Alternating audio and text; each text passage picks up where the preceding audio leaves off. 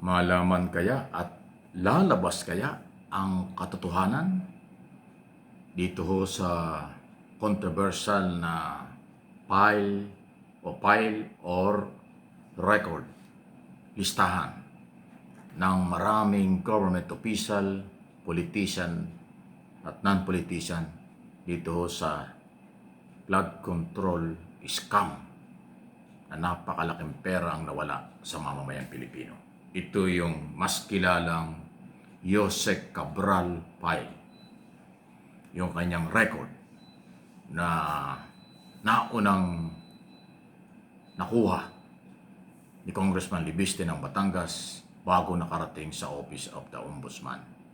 Kaya po tinatanong ko yan kasi doon sa unang mga balita, maniwala tayo hindi kay Libiste, ay may taga-executive department, hindi lang congressman at senador. Hindi lang ngayon, kundi mga dating senador ang merong insertion na pag iniisip na insertion, akala korupsyon.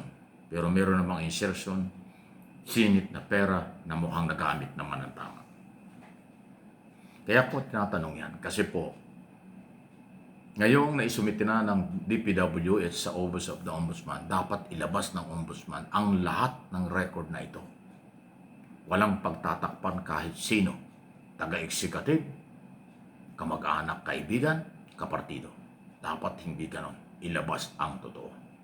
At ito naman yung malaking hamon dito kay Libiste. Kung talagang nakuha niya ang record na ito at hindi lang puro salita o puro warning o pananakot kung ano man ang dating, ilabas mo yan. Para kung ano yung record mo at ilalabas ng ombudsman, mapapagkumpara ito ng taong bayan kung totoo ba. Kasi kung hindi ilalabas ang lahat, magiging politika lang, publicity lang, o ang pinakamasakit, baka isipin ng mga Pilipino, meron kayong pinagtatakpan. Yan ang hindi maganda. Dahil taliwas yan sa naunang sinabi ng Pangulo. Mula pa noong July sa State of the Nation Address nung ginawa ng Pangulong, mahiya naman kayo. Kanya daw ilalabas at isa sa publiko ang lahat ng pangalan na posibleng sangkot dito po sa isong ito. Ngayon, kung merong hindi lalabas, malayo sa gustong mangyari. At inasahan yon, inaabangan ngayon, yan, ng ating gobyerno, ng ating mga kababayan Pilipino. Kaya ang pinakamaganda, hindi naman natin inutusan, dahil mukhang may hawak talaga si Libiste na record, base sa kanya mga sinasabi, ilabas mo na lahat yan, Congressman, para mapilitan ng Ombudsman ikumpara yung kanilang hawak na isinumiti ng DPWH kung talagang totoo ito. Kasi pag hindi nilabas, hindi kasi katanggap-tanggap, Congressman, yung sinasabi mong ang mga congressman din ang pumigil at ayaw ilabas yung record mo. Hindi.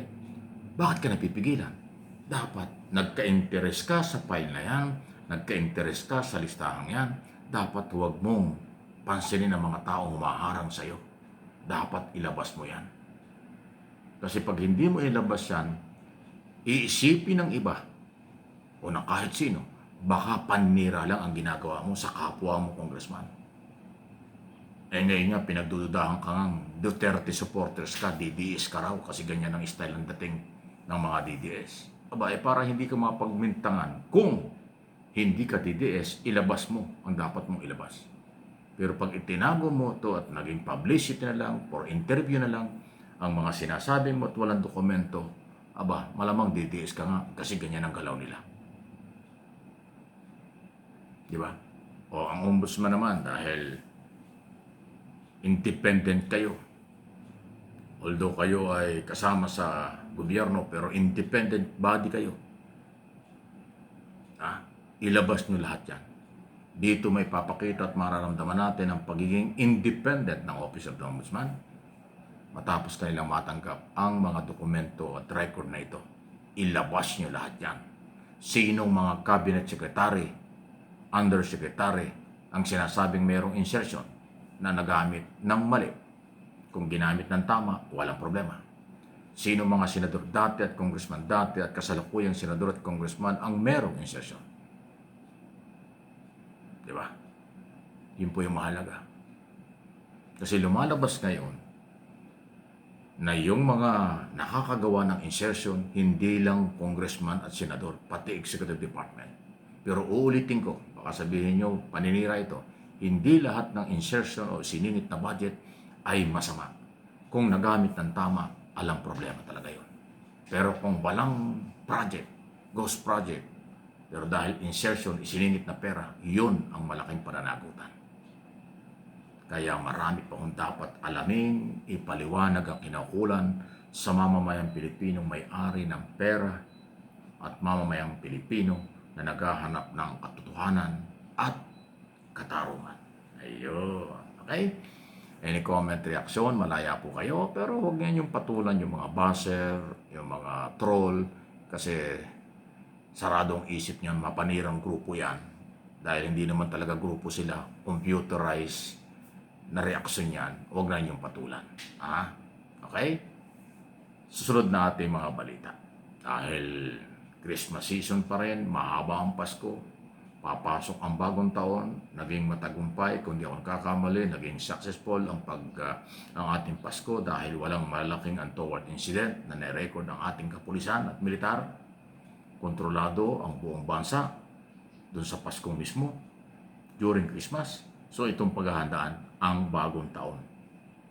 Sana kung anong tagumpay ng mga Pilipino at seguridad ng bansa nitong Pasko, ganoon din ang pagpasok ng bagong taon. Ingat sa mga paputok, ingat sa mga umaabuso at mapagsamantala na sektor. Di ba? Pero may tiwala tayo sa gobyerno, sa Philippine National Police, under General Nartates, AFP under General Romeo Browner Jr. Mapapangalagaan nila ang seguridad ng mga Pilipino, ng mga turista, ng mga lahat ng sektor na sasalubong sa ating bagong taon. At pagkatapos ng bagong taon ay mapayapa ang lahat. Iyan ang hiling natin at ang channel na ito. Naging masaya kahit paano. Makabalik sa trabaho ng maayos, kompleto ang pamilya, kompleto ang lahat. Pagpasok ng bagong taon. Ang bilis ng panahon.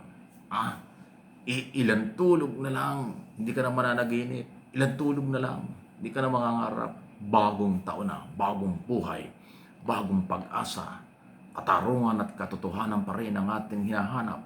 At yan ay sana'y may pagkaloob ng pamahalaan sa pagpapatupad ng batas na kailangan natin. No one is above the law. Yan po ang ating paniniwala sa lahat ng oras at pagkakataon.